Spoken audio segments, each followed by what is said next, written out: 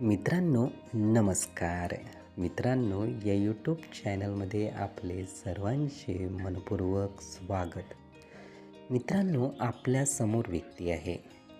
ती घसरून पडते आणि त्या व्यक्तीला त्रास होतो. अशी आपल्या घरातीलच लहान व्यक्ती असेल, ती घसरून पडत असेल आणि त्याचा त्रास तिला होत असेल, तर नक्कीच अशावेळी आपण काय करतो? मित्रांनो, अशावेळी आपण त्याच व्यक्तीला मारतो किंवा रागावतो. त्याच पद्धतीने आपल्या समोरील व्यक्ती आहे, जी चुकलेली आहे, तेव्हा अशा व्यक्तीबाबत आपण काय म्हणतो किंवा काय उद्बोधन त्या व्यक्तीला देतो आपण? तर नक्कीच मित्रांनो, आपण त्या व्यक्तीला सर्वात महत्त्वाचं म्हणजे जेव्हाही ती व्यक्ती चूक करते, तेव्हा आपण त्या व्यक्तीवर रागावतो. हे दोन्ही प्रसंग आपण जेव्हा पाहतो, तर आपण जेव्हा त्यावर प्रतिक्रिया दोन्ही व्यक्तीच्या बाबतीत देत असतो, तर खरंच त्या योग्य आहे का, याचा विचार करणे खूप महत्त्वाचे आहे.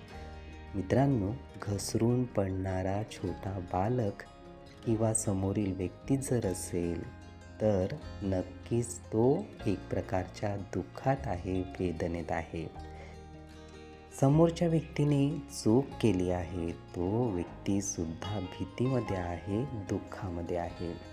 अशा प्रसंगी नक्कीच आपले रागावणे किंवा मोठ्याने बोलणे हे योग्यच नाही.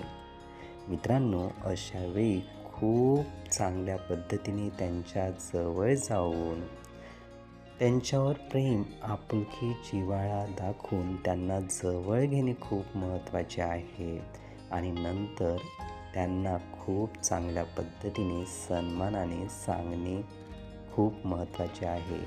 कारण आपल्याला संस्कार करायचे आहे आणि संस्कार कसे होत असतात, तर ते अधिक जवळ घेऊन अधिक प्रेमाने, आपुलकीने आणि जिव्हाळ्यानेच होत असतात. म्हणून मित्रांनो, याच पद्धतीने आपण समोरच्या व्यक्तीला समजून घेतले पाहिजे. हे विचार, ही माहिती नीटपणे ऐकून घेण्यासाठी आणि आपला अमूल्य वेळ देण्यासाठी आपले खूप खूप धन्यवाद. आपले जीवन खूप सुखी, सुंदर, आनंदी आणि यशस्वी होण्यासाठी आपल्याला भरभरून खूप खूप शुभेच्छा.